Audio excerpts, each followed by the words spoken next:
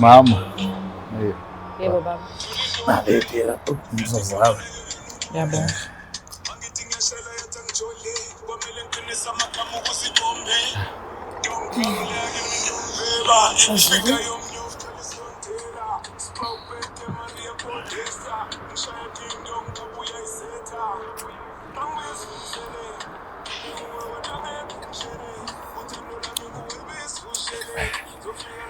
Mam Tepana, I'm sorry, Mama. Zaba zumba bam bam. Bengaqonda ngikuphatha kabi. Yaba zumba ram. Mam Tepana, I'm sorry, Mama. Kwenze njani Nondaba? Usuzaqhamuka umpongoloza-ke la ucula uhlulwa igama elilodwa lokuthi ngiyaxolisa.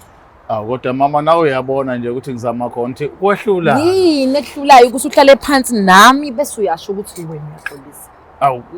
Kanti madoda kuhluke ngani lokho engikwenzayo?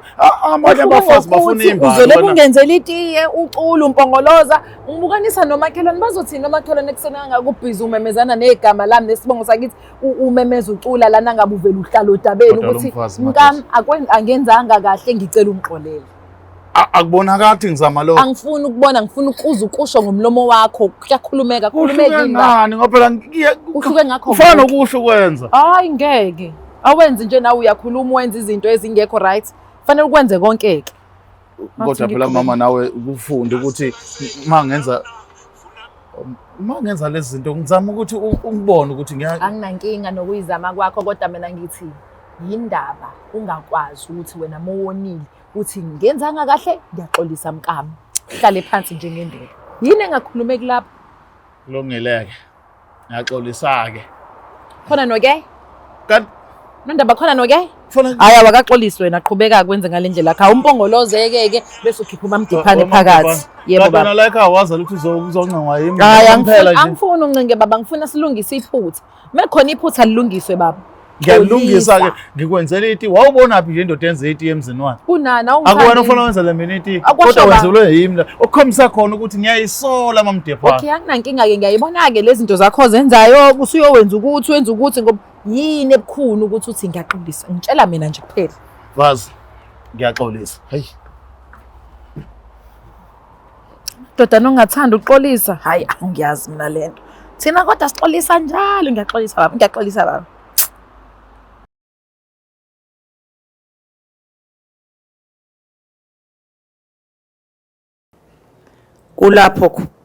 Kulapho ubaba engasafuna ukuthi axolise kumina mengibize ngamagama ukuthi nje angizali yena welindele unkosikazi nje ozozala ozoyandisa umndeni wala ekhaya.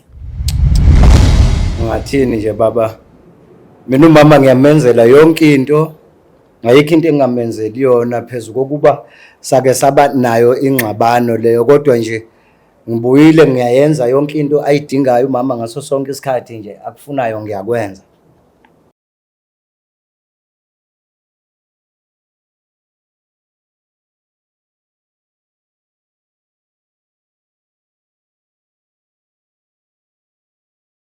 Nilabekashana kamenzi apho zomlazanga ameva nenabendlondle nophaphe ekhanda sibingelele kuyifundazwe zethu zonke khona eNingizimu Afrika. Sithemba ukuthi abantu baphilile bakahle. Igama lami uKings Chaka ngakaluqa igama lohlelo ke libizwa ukuthi wabuyelani emendweni. Ila sibheka khona izinto ezingenza abantu bathi umshado red flag nalabo ke abacabanga ukuthi ukudivorce yona into eyitrend kanti cha uthando luhle nje maliqhubeka sijabule siqhubeke siphambili. Thina ke sila ukulekelela ukuvula amehlo na ubone ukuthi mhlawumbe la uhleli khona ezinye zezinto esikhuluma ngazo uyazazi. Sekusele nje ukuthi ube nomuntu ozoyikhuluma kuye. Asingene kodabeni sizwe ukuthi osihambele namhlanje ubani luthini udaba lakhe. Asibingelele uma ngaphesheya sawubona mama. Sanibonani. Ninjani? Siyaphila njani? Hayi sikhona ntombi endala. Ubani uma? Mama Khumalo. Mama Khumalo. Oh, Mama Khumalo ake sizwe Mntungu ukuthi wena wabuyiswa yini emendweni? Ngabuyiswa zinkinga emendweni ngoba ngathi ngifike emshadweni ndangabathola abantwana ngesikhathi ngifika kanti ngifika nje kukhona umakoti omncane umfabo omkhwenya nami usenabantwana yena. Mina ngahlala ngingenabantwana kusho ukuthi kwakubi kumamazala wami engihleli naye nje mangana abantwana nje mina engibiza ngazo zonke izinto ukuthi ngiyinyumba ndizali. Ngithi ke mina mama sisazofika isikhathi yonke into siphiwa ngumdali awuzenzeli ukuthi uvile ungenabo abantwana. Ngiyafisa nami ukuba nabo abantwana kodwa ke yonke into iphansi kwesandla sikaNkulunkulu. Hayi ngalowo ngiphethe kabi ngithi mangipheka ukudla ngimnika ukudla angakufuna umamezalami. Ngizame ukwenza nje kahle ukuthi nami ngibone ukuthi nami ngiyakufisa lokho akufunayo kumina. Ngipheke ngivuke ekuseni ngenze konke angakudli kwanto yami mama. Na into edala ukuthi yangikhuba kakhulu. Ngaze ngacabanga ukuthi ifama ngibuyele emva ekhaya la ngiqhamuka khona. Mana ke ma umkhwenyana wakho uphi kuyona yonke lento? Usebenze eGoli umkhwenyana. Uyamtshela kodwa? Ngiyamxelela kodwa ke la umuntu ngumnini wakhe esesayidini kanini ngathi wimini ngithatha izinto kalula ngithathela phezulu. Mhlawumbe uma wakho usube yisholo nje ukuthi fama kube khona umntwana egcekeni. Alright ma, ake ngizwe mhlawumbe iside la baba lithini kuyona yonke lento? Uthini yena wakhuluma naye mhlawumbe nayo uyisizathu sokuthi ugcina uphume emzini wakho? Uyisizathu kakhulu ngoba mangikhuluma naye uthi yena vele into engangiyizelela emzini ukuthi ngilethe abantwana.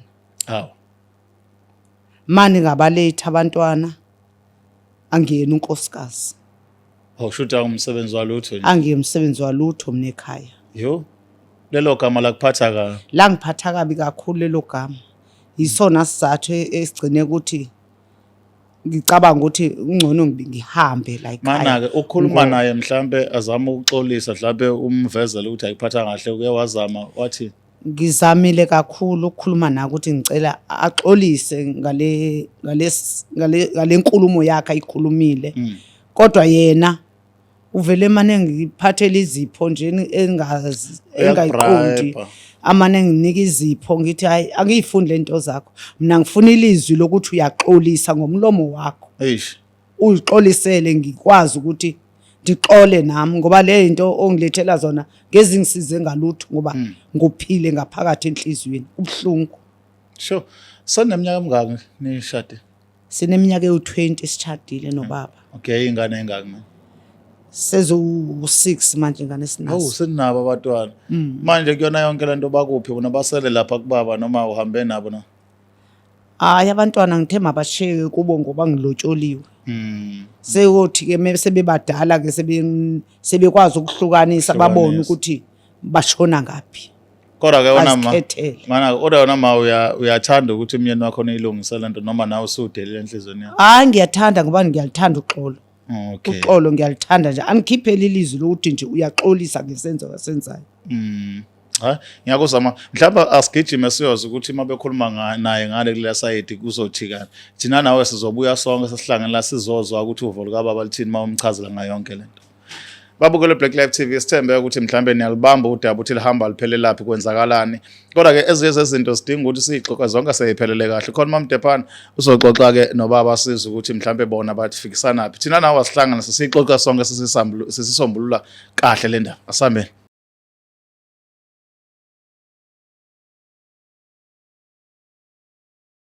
Ukuthatha lethuba ngikubingelele ngikwamukele mbukeli weBlack Live TV ohlelweni lethu luthi wabuyelani emendweni I am umlangeni uMagasela.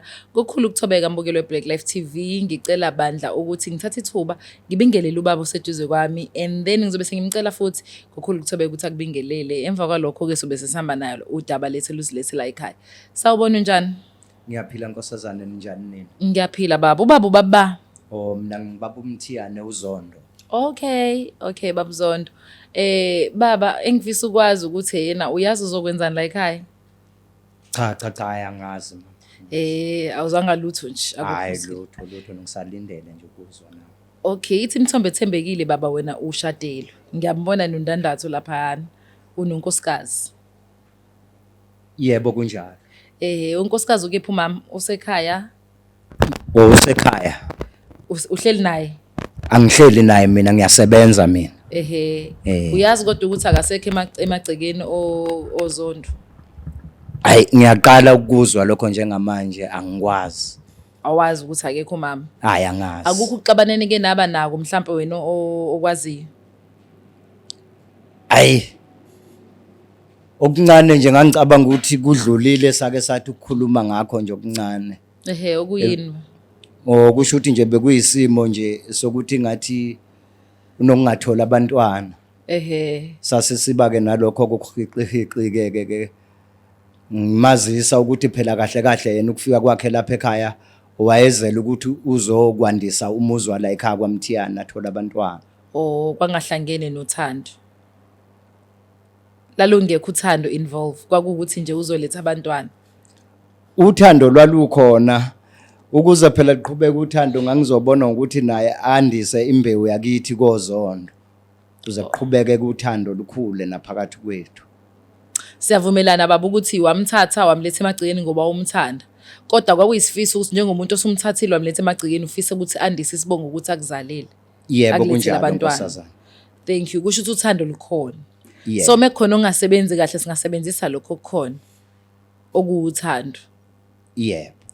Nakhona ke ngoba ngiyabona ukuthi ngathi kuningi ongaqondisisi kahle noma mhlambe for the fact ukuthi yena wazi ukuthi umama akasekho ekhaya uzozuzozwa ngami ukuthi umama akasekho ekhaya. Ngoba ubaba asebenzeleni ngasekhaya? Hayi lutho ngisebenzele eGoli lezimayini le. Okay. Ngokhulu ukuthobeka ke Mthiyane ngicela ungivumele ukuthi sivele senze kanje sikuhlanganise nomama sibize noma iKing ubhuti engisebenza nayo Mr Luqa, then bese siyabona ukuthi ngempela kwenzakalani emagcekeni wena ngoba ungekho ungazi kwenzakalani. Hayi ayikho inkinga ngingajabula kakhulu ukuthi nisihlanganise ke ngizwe ukuthi kwenzakalani. Okay bafethu ke ubaba uMthiyane usechaza udaba lakho ukuthi yena akazi umama ukuthi akekho ekhaya kodwa bake baba nakho uxabana bebanga ukuthi umama akabathola abantwana nakona ukuthi akekho emagcikeni njengomuntu osebenzele eGoli akazi ukuthi ubaba akekho egcikeni. So njengamanje kusho ukuthi siza nebomb ngoba thina esikwaziyo nje kwa Black Life TV ukuthi umama ukhona la endlini and ukhona noma iKing useke wathi ukukhuluma naye. Mina sokwenza ukuthi sihlanganise ubaba sihlanganise nobaba sike sibone ukuthi ubaba kwenziwa yini ukuthi angazi unkosikazi wakhe ukuthi akekho emagcikeni. Ugcine nini kanti baba ukhuluma nonkosikazi wakho? Asiyibone mesibuye.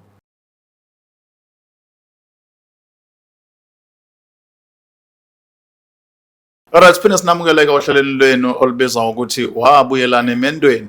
Ngithi olwenu ngoba thina ayibandla siyazi leyo game. Igama lami King Sicaka okaluqa umfoka amanceza kancane. Ngihamba ke nentokazi Masocolo sawubona. Yebo sawubona nendaba. Uyaphila kodwa. Ngiyaphila Phambatha. Ngane yakwethu sibonga kakhulu ubengelela abantu. Okay. Sesiphinde sabuya futhi siphinde sibingelele imbukelo Black Life TV kulolu hlelo sothanda kakhulu. Nathi siyathanda ngithi King. Yeah. Because thina sifuna ukubuya. Yeah, ngeke. Sibuyi. Asibuyi. Ngisho noma bangasitshelani futhi ukuthi bakhiphile thina soba usosithi we are going there. Nobody can stop us. Hey. No, sanibonani like kanjani? Siyaphila sesenjanini. Siyaphila. Kaze ngajabula ukubona makoti kababa. Ngokukhulu ukuthobeka ngingafisa nje King umndeni mhlambe usithathe nje mhlambe ngicela umama noma baba I don't know. Yeah, ngoba uma uyena olethu udaba ngibingelele baba njani? Ngiyaphila baba njani nini? Hayi sikhona Nkosami siyajabula ukuthi uvumile ukuthi ube la kunye nathi. Mesifisa ukwazi nje ngomshado wabo ukuthi mhlambe khamba. ngekhathi ezinhle kwakunjani? Hayi ndisafika emshadweni kwakumnandi kakhulu ngoba ubaba wayethi mebuyile eGoli andikhiphe ehlenyuka nami akhombise nje injabulo emnandi khona ngitotose nje ngalondlela kumnandi Inkonzo baba. Okay. So kufikeka kanjani ke la esekuthenini uzugcina uyaphuma emagcekeni? Kulapho ubaba engasafuna ukuthi axolise kumina mengibize ngamagama ukuthi nje angizali yena welindele unkosikazi nje ozozala ozoyandisa umndeni wala ekhaya. Okay. Sure. Okay. Uma akanabo abantwana? ngigcine senginabo abantwana ngigcine senginabo abantwana Oh kodwa kusho ukuthi kwakuthatha isikhathi. kwathatha isikhathi Oh. ukuthi ngibathole Okay. ngoba ngalo ngimtshela ukuthi yonke into ihlelo likaNkuluNkulu Yes. abantwana ngesikhathi esifanele Bazofika. bazofika Yes. And ubhlungu ukuthi ubizwa ngento egcineni masunayo. Usukhumbula wonke amagama la kade ubizwa ngawo ukuthi ngaze ngathukela into engekho. Baba, awusizwe lakhe ulaka baba eside lakho ngoba nangu mama into akhala ngayo la ukuthi mina ungixoxelile ukuthi wayethuka kakhulu umama ozala wena. Wena ke ukubeka njengendoda engahlala ekhaya ngenxa yomsebenzi. Kodwa athi makubikele ukuthi nakho ungaphathekile kahle wasebenzisa amagama angemahle ukuthi wena ungenaphi nanokuthi ke phela naye njengomfazi ufuna akhumbule ekhaya wayezela ukuzothola abantwana. Okwamphatha kabi ke ngoba yesho namanje ukuthi njengoba senabantwana sekubhlungu ngoba awukazi ukukhipha igama lokuthi uyaxolisa. Kunalokho lokhu kumbribe kumthengela izinto nje umkhipha umuntu leyo nto. Ikhona into kanjalo baba. Awu baba ngathini nje baba mina umama ngiyamenzela yonke into ngayikho into engamenzeli yona phezulu kokuba sake saba nayo ingxabano leyo kodwa nje ngibuyile ngiyayenza yonke into ayidingayo umama ngaso sonke isikhathi nje akufunayo ngiyakwenza. Yeah, naye futhi akaphiki baba. Kodwa kungazi ukuthi kunalani ngafinyelela khona kahle ngokulengana.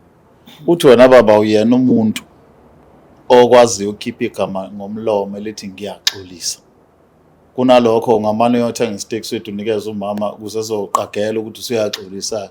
Kodwa nje awukazi wakhiphe lawo magama kuyinto ke emenze wabona ukuthi ay engathi anivumelani lokho azowasuka ekhaya. Hey baba mina la emzini kaBaba mkhulu azange ngize ngimbone mina ubaba eguqela umama ngamadolo. Umama ngihlezi ngimtshela umama Sisanca nje Mike baba. umama ngihlezi ngimenzela konke akufunayo fanele umama abone ukuthi phela ngisuke sengixolile lapho kanjalo angeke mina ngiyindoda ngiqondene ngumfazi ngifike ngithi ngiyaxolisa kuyena ngiguqe kuye ngiguqelena ngamadolo asikwenzi lokho la ekhaya thina kozondo. Eish. Hayi ngiyakuzwa khahla. Kodwa ke uthini ke ngendlela azizwa ngayo yena ngoba phela lento as much as uthi wona niyenzi la ekhaya kodwa ngithi unkosikazi wakho egcineni uyathanda ukumbona ejabule. Njengoba umkhipha nje sokwenza ukuthi ajabule. Uma kunento eyodwa akhala ngayo uthi akayizwa wena uthi ngeke ushaya phansi ngonyawo akuvumi ngokwesintu. Into enjani? Hayi umama kufanele ukuthi yena ehle phela uye umfazi lapha ekhaya kufanele ukuthi umama alalele mina ngoba lokhu kungakusho kanjalo angisho mina ukuthi angimthandi ngiyazenza zonke idingo zakhe izinto azifunayo ngiyamkhipha futhi akukho lapha engingahambi khona naye. Hayi. Ngiyakuzwa baba. Amtepa. King ubaba ngeke ngathi ukukhuluma naye kodwa azange sikhulume kakhulu. Khona akubalulile uthe yena mengimbuza ukuthi uyazi usuma ke khwathakazi. Ngase ngiyayibuza ukuthi kanti ubaba ukhuluma like njengoba usebenzela eGoli baba. Mhlambe nino mama nikhuluma emva kwesikhathi esingakanani? Oh kusho ukuthi mina nonkosikazi siyesikhulume nje inyanga nenyanga nje sikhuluma. Kodwa ke odabeni olunjengalolu mina bengisalokho ngitshela ukuthi usesekhaya njengoba ngikhuluma naye angazange ukuthi usehambile ekhaya akasekho emagcekeni abo baba mkhulu wami ozona. Siyabonga. Okunye ngifisa ukwazi from you mami ukuthi ukuphuma kwakhe emagcekeni ingoba ubaba akaxolisi ngokuthi athi ngiyaxolisa. Uxolisa ngezinto akukona ukuthi excuse me uphume ngoba nakho kune issue yabantwana yaniqhatha. Because abantwana sebekhona manje. Yeah. So I don't think ukuthi i-issue ingisangumntwana anymore. So uma ngicabanga ukuthi kodwa ngamcabangeli kodwa ngiyacabanga futhi. Into emphatha kambe kakhulu ukuthi le ukuthi ubaba akasho ukuthi ngiyaxolisa mekhona la onekhona. Oh nekhona. Uye vele efike nezinto eziphathekayo. Am I correct mami? Into edala ukuthi ngiphume ekhaya ayikuko ukuthi ngoba senginezingane ngoba ingane senginazo kodwa yileli gama longaxolisi ekubema wakhuluma amagama abhlungu kangaka kumina kanti angiyo lento ayishoyo. Hey. Hayi ngiyakuthola. Uyaqhubeka nje wenza abantwana uyamvumela ubaba enza abantwana kuwena makoda unalento yokuthi kusafanele axolise ngeli gama likhipha kuwena ngesikhathi uNkulunkulu engakabaletha abantwana. Yebo. Sure. Okay, mina King, I stand to be corrected. Ubaba uma engaxolisi ngokuthi athi ngiyaxolisa, exolisa ngokwenza izinto ezikhombisa uxolisa. Mhlawumbe ngabe yini inkinga kakhulu ngokubuka kwakho ekuthenini egcineni ngiyaxolisa.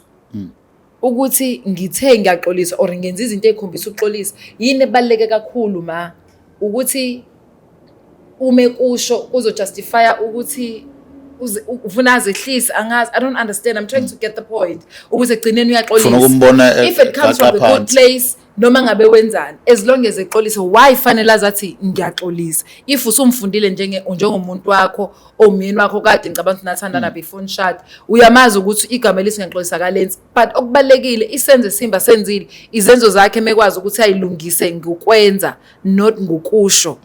So kuwena yini engakuhlalisi kahle ukhululeka ngik-attack, ngifuna ukwazi ukuthi yini wena lo sukuyidinga kakhulu eqhamuke emlonyeni nakudlula lokho asuke kwenza. Sengidinga sekufana nento enhlambuluko Okay. ukuthi akhiphe ngaphakathi Okay. khona nami ngizophola Okay. ngoba angithi noNkulunkulu uthi masibathethelele abasonayo. Yes. Naye kufanele ngimthethelele kodwa ekucelile uxolo uthi angiyaxolisa ngamagama engawabizi ngoba kwesinye isikhathi amagama ayakunamathela mongumuntu. Okay. Ngoba enye into mhlawumbe singayinaki nakuwe baba. Thina angithi sikhule nje abantu abamnyama. Thothi umzali nizalana baningi ekhaya. Akushaya into ongayazi. Aza kubiza ngamagama athi wena ihluphi uyahlupha la ekhaya lisahlulo esikole. Yabona? Basethola kathi lento shayalwa yona akuyona uyenzanga wayengavamisile ukuza kona bazothi bayaxolisa ngenxa yokuthi bavikela ubudala babo kodwa egcineni leyo nto ikhula nayo ukuthi yazi ekhaya mina anginokushaya khona abantu nokubezwa baxoxa izitori enjalo anginokushawa ngishayelwa izinto engingazenzanga kanje along the way into umuntu yam affect. I think uma nayo unaleyo nkinga ukuthi noma ngathiwa ke uyathanda ukunderstand izenzo zomyeni wakhe kodwa uyabona ukuthi lento yongamuzwa ekhuluma amagama othi ngiyaxolisa ingagcina silimaza naye in future ehlahla lakhomba ukuthi umyeni wami wenza ukuthi kwalezi zinto azenza akasayijabulile kanti egcineni ubaba usuke mhlawumbe nayo indlela yakhe yokwenza ukuthi uyaxolisa indlela akhule ngayo ukuthi vele nje beyinhloko akulula ukuthi kuzofana nokwehla ukuthi athi ngiyaxolisa. Yabona just imagine abanye kuyenza benza izinto bengagcina bengashona bengenzanga nakwenza ngakhombisanga namasayini ukuthi babone khona iphutha balenzile. But yena uyakhombisa ukuthi uyabona khona iphutha lezi but into ithi la umuntu azona nayo kumakoti wakhe ilanguage yakhe yokuxolisa uyayiunderstand na. If I understand why engazama ubaba ukuthi amhlangabeze because Yeah. I think la ikanjalo baba mayikho mala nokuthi wehlisa isithunzi sakho njengendoda kodwa yena ufuna ukubona wena ubona ukuthi ngalenza iphutha la nkosikazi wami ngambiza ngamagama kodwa akusikhona lokho angiyangithi uyikhona naye uma mhlangabeza ubaba. Yeah. Ngizochaza ekuthenini uma nayo inkolelo yakho ukuthi umeshile ukuthi ngiyaxolisa kusho ukuthi isidingo sakhe. Yeah. It has nothing to do with konke lokho kwenzakala ukuthi ayi ngoba engaxolisa. Yeah. Ubiyena inature yakhe ithi uma uxolisa kumina ngicela uhlambuluke ukuthi ngiyaxolisa. Sure. Because ungiyaxolisa mfethu kuyenzeka kuwe mina nje personal umelangeni ngiyakwazi lokho. Yabo uxolisa isikhathi umuntu uyaxolisa ngoba eseshiya igama kodwa izenzo zingakhombisa usimexolisa. Because fanele ukuthi wenza iphutha mengithi ngiyaxolisa fanele kubonana nangezenzo kodwa ubaba usebenzisa izenzo kunokuthi alebe esebenzisa ngiyaxolisa. Yeah. But into esididakile ukuthi ubaba usesuke waqala ngokuthi athina akayiboni eyindoda. Yabo so kusho ukuthi iqhamuka endaweni errong ekuthenini ubonisa kumfanele ukwehla emzini wakhe kodwa ukube methu baba no ngikhule kanjalo ngibona ukuthi uma uxolisa enza isenze sikhombisa uxolisa so ila iclash khona ke from my understanding njengoba ngihleli la and also noma nayi isidingo sakhe akubalekile umuntu uyasho ukuthi uyaxolisa maye engaxolisi so ubaba wenza isenze sikhombisa ukuthi uyaxolisa nalokho ungakusebenzisa yabo ngendlela epositive kodwa nawe ingoba indlela okhule ngayo ithi umuntu akahlambuluka kushe ngomlomo kanti abantu bayakusho ngezinto omlomo bengayiminishi njengami ngiye ngixolise nje bese ngithethiswe kakhulu ngithi okay ngiyaxolisa sengenzela ukuthi ngingabi nawo umsindo because ngumuntu ongawuthanda umsindo. Kodwa deep down sengaxolisile uzobona ngani uzobona ngoba ngiphinda leyo nto ukuthi mengaxolisile mungangi-understandisanga ukuthi bayi kumele ngixolise entweni engibona ukuthi akufanele ngiyixolisele. Nanokuthi baba ngifuna ukutholakela njengoba uma esho ukuthi ugcina sekwazi ukuthola abantwana kuwa nesikhathi uthola abantwana after enkulumeni abanayo wasebenzisa amagama lawa awashoyo wazizwa kanjani because le uyayimention ukuthi umama okuzalayo naye unesandla emagameni lawa wabalayo Abewakhuluma okay. Impela khona ngazizwa ngiphoxeka ngaba nokwenyela emva kwesikhathi mangabe ngithola ukuthi umama kanti kuyenzeka lokhu esesihlale iminyaka naye sikukhalela ukuthi makwenzeke nami impela angazange ukuthi kumele ngenze njani kodwa ke ngakhetha khona ukuthi ngehle kuye unkosikazi wami ngibe nezipho ezinhle zokukhombisa ukuthi lokho sekwenzakalile phakathi kwethu ngikujabulele kakhulu ngambonisa naye ukubaluleka kwakhe phakathi kwaleli khaya labozondo ukuthi hayi naye useyingxenye yaleli khaya ngokuphelele manje ngoba lokhu kahle kahle ngangimlandele khona bangabe bengithuma ubabamkhulu bethi angizovusa umuzi wabo sikugcine kwenzekile kugcineni so ke nami ngizamile nami ukuthi ngehle ngendlela yami ngicabanga ukuthi umama uzobona naye ukuthi nami emagameni ami angazange abamahle kuyena ngiyakubona iphutha lami. Okay wona ubukulokho yebo kanti egcineni kokho kufana intombi manisha lani babili kukhona olokhe ehambe ayithengela izinto engasho lutho kube khona oqinisa emagameni uyashesha ukufinyelela emicabangweni entombi lo oshamagama lo wezenzo ukhumbuleka masebonakala ngenxa yento ezithile ezishodayo. Oh yeah. So bekungenzeka ukuthi uma lokhu umenzela izinto agcine understand ukuthi okay akenza ukuthi ukuze babezongenzela ukuthi ngoba kushoda ukuthi kodwa not ukuthi leyo nto le ibalekile kuye. Into ebaleke kuye kuzwa amagama aphuma kona ezohlala ecabanga ngawo. Amagama azomlonda noma ungekho noma ungathekanga lutho ehlele endlini ecabanga ngawo segoli.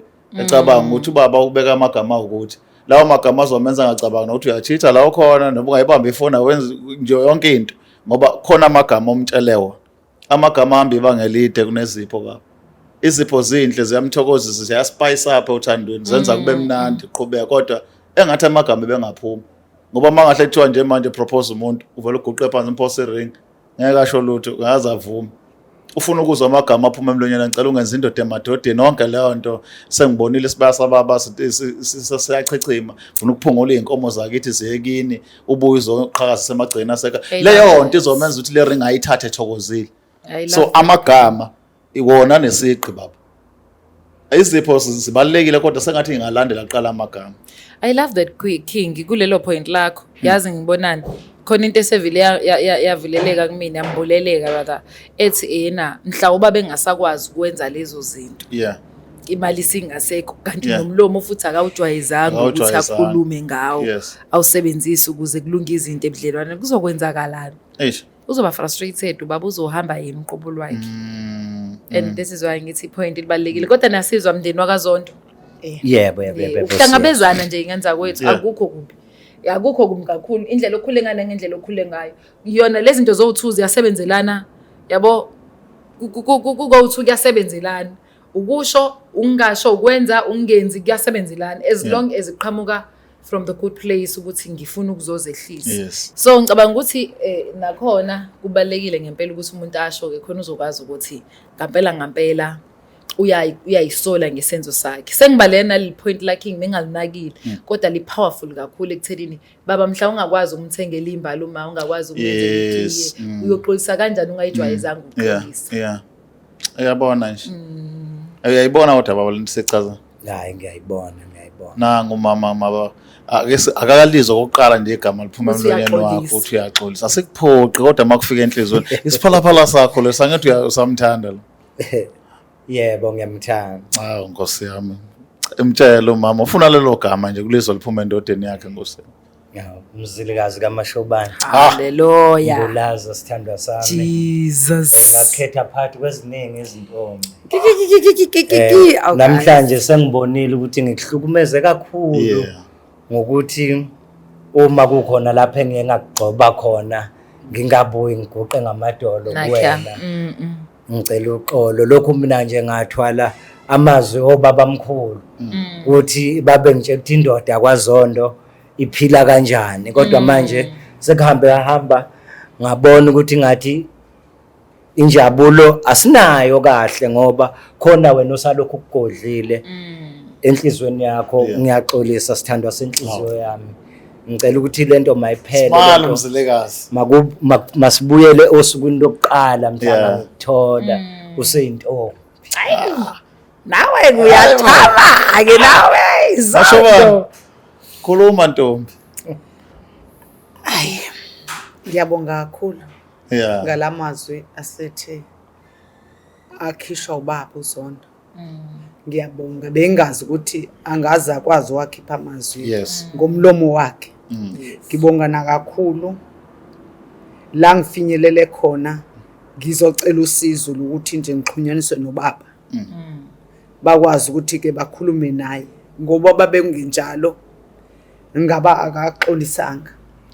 Ngibonga kakhulu nimvule nje umqondo ukuthi uxolo lolu lubalekile. Ukulikhipha nangamagama. Ngamagama akho nje emlonyeni wakho nje uthi uxolo. Siyabonga kakhulu nakubaba uZondo, siyabonga kakhulu Mzilikazi. Sasingasho this was a perfect talking. Yazi enye into ke King kade ngifuna ukuthi siyixoxe Yeah. ukuthi yena iyababulala abantu abaningi lento ukuthi umuntu ufuna amexola. Yazi ukuthi uyakwazi umxolela umuntu engaxolisanga. uJesu wayengeka kusho esiphambanweni. Angicabanga ukuthi amagama ewasho ayelula. Ezinye izinto azilula. Sometimes siyathanda ilokhu ukuhlala i-comfort zone whereby yonke into iza smooth, yonke into yenza ngendlela esifisa ngayo. Kanti futhi ke you can challenge yourself. I'm not saying ku-wrong, ku-right kakhulu samba sami. I love that ukuthi ufike wamtshengisa ubaba ukuthi wena ufuna ukutreatwa kanje iziqueen yakaZondo yakomzilikazi. If ubaba ehluleka kangcono uye ekhaya khombisa ukuthi phela uxoshwa ngekhaya. However, kunento ethi mina singayijwayeli into ukuthi njalo abantu befanele izinto abayikhulumayo zibalekile. Kwesisikhathi nje akusebenzisa uNkulunkulu okuwena ngaphakathi uthi yazini ngiyamxolela ngiyabonza akayiboni lento emthethelele bese uyamkhulekela ilanga umbone exolisa ngaphandle ukuthi wena uzophuma egcekeni uhambe welanga uyophuma bangeni. Hey. Ngoba sigebhile impisi. Zimthathu zona. Zothi siyaphuma bangeni. Zimthathu zona. Cabanga ubalekela ukuthi nje ngiyaxolisa. Kube kukhona ezinye izenzo zokuxolisa ezenziwe. It's not like uzithiwe and stuff. But I love it ukuthi kufike la ekuthenini sifundisane because noZondo buka nje ukuncomeka usesexolise kahle kamnandi kanjani. Heyizwa leyo nawe manga kubona uyayireceive lento. Angizireceive. Uyahamba manje yakwakho. Kumnandi kona ukulumela iqiniso ukuthi this is who I am. Yilokho engithandayo. Ngicela bandla yabo sambe sigcine la. Ngiyakuthanda impela kodwa ngikho desperate ekhaya ngixoshiwe kodwa uGod kungangimosheli into uNkulunkulu akwabele yona bese kuphunyuka ezandleni usuyiphethe. Ngaza konje amazwi amnandi kanje awadingi ngoniwe kubalekile ukuthi wonke umuntu akabuyele emzini wakhe. Wonke umuntu ocabanga ukuthi emzini wakhe kuyashisa aqala acabange zonke izinto ezinhle angazikhanda ngazo ukubuyela emuva. Wonke umuntu bakwazi ukuxoxisana njengoba ubona lo mndeni wombili sebeyabuyelana ke manje babuyela emzini wabo bayojabula kuzoba mnandi. Futhi yonke into it's all about love. It's all about love bafethu amagama abhlungu kodwa wanamatheli. Singawanamathelis ngenkani. Siyakuthanda ukuhlala kuzinto ezinegative. Siyakuthanda ukulala kuzona. Kwaye mina ngiyazazi kunezinto ukuthi nje mina onginetrigger okwenze ukuthi uhlalelani lapho kwi-pastor asambeni sephambili. So asambeni sonke ngikho perfect. Asambeni sonke bafethu. Asambeni. Subscribe asambeni. Black Life Traditional Pharmacy izimpande zama-Afrika. Sikulethela konke ongakudinga. Sisebenzisa imvelo ukulapha, sididiyele izimpande. Kwahlanganiswa ongoti abahamba phambili wezokulapha ngesintu. Senzela wena. Sikhona isikhafula sokubuyisa isithandwa sakho, ukuthola umsebenzi, ubuyisa umuntu wakini owaduka. Sikhona nezwasho. Sikhona iswasho sokugeza isichitho. Ube nogazi, uthandeke ebantwini, ukususa amathunzi amnyama, nokuvula izinto zakho. Zikale phansi abantu bakuthande. Siyabasiza noma umama. Uma unenkinga umhlume, ama-ulcer, i-cancer, i-BP, ushukela, ama-fibros, uvule nesibeletho ukuzothola abantwana. Siyabasiza nosisi ukukhuphula isitofu sibeke ku-6. Indoda ikuthande kakhulu izikuphi imali. Nobaba sebasiza ukuqinisa idonkipiri, umthetho uqine endlini. Wenza umuntu wakhe athande wena wedwa, alangazelele wena wedwa futhi uphinde uvikele umkakho. Woza kithi e-pharmacy, e-Black Life Traditional Pharmacy.